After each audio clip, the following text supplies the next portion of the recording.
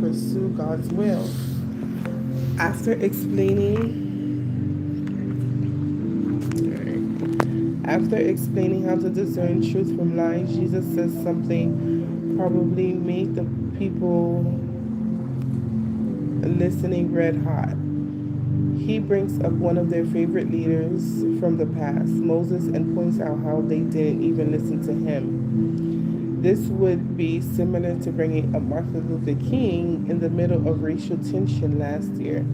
We love that he did what he did for the racial conciliation, but the so-called advocates of 2020 were not following his teaching. I love this quote. I refuse to accept the view that mankind is so tragically bound to the starless midnight of racism and war that the bright daybreak of peace and brotherhood can never become a reality. I believe that unarmed truth and unconditional love will have the final word. Dr. Martin Luther King Jr. This is a beautiful, hopeful mindset. But most people had quite the opposite last year. The reigning mindset last year was that everyone and everything was racist and would always be racist. And the only way to solve it is to suppress the truth and accuse everyone of being racist. I don't have the time to get into this, but I want to encourage you. Just because you're white doesn't mean you're racist. Just because you are accused of being racist doesn't mean you are racist. You know if you are racist because it is something you do on purpose. And if you struggle with racism, God is the only one who can free you. So look to him to fill you with unconditional love for all people. The right kinds of judgment. So Jesus brings up Moses and makes the people mad. What do? They accuse him of having a demon. Who knows, maybe you think the same thing about me right now. Jesus reminds them of how they got upset when he healed a man on the Sabbath.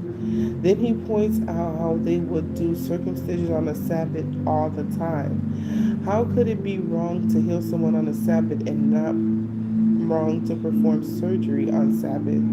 Can you explain that to me, you silly beans?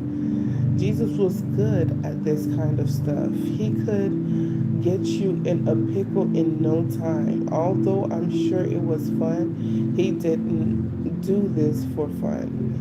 It was a powerful way to make a point. Here's what he was teaching this time. John 7 verse 24. Do not judge according to appearance, but judge with righteous judgment. Oh crap.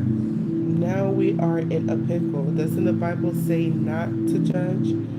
I mean, that's a scripture even unbelievers know by heart. Yet, here Jesus is telling us how to judge. Judge not. Okay, let's read that one. Make it over. John 7, do not judge according to appearance, but judge with righteous judgment. Okay. Judge not. To figure this out, let's take a look at the most popular misquoted scripture of all time. Do not judge anyone anytime for any reason, not Jesus. That's how we like to quote it, and then it gets spread around like disease, but here's what Jesus really said. Judge not, that you be not judged. For this one isolated scripture, I can see how people think Jesus is telling us not to judge anyone anytime for any reason. But let's keep reading to see if this is an accurate understanding. Matthew 7, 1 through 5, New King James Version. For with what judgment you judge, you will be judged, and with the measure you use, it will be measured back to you. Okay, now the picture is starting to come into focus.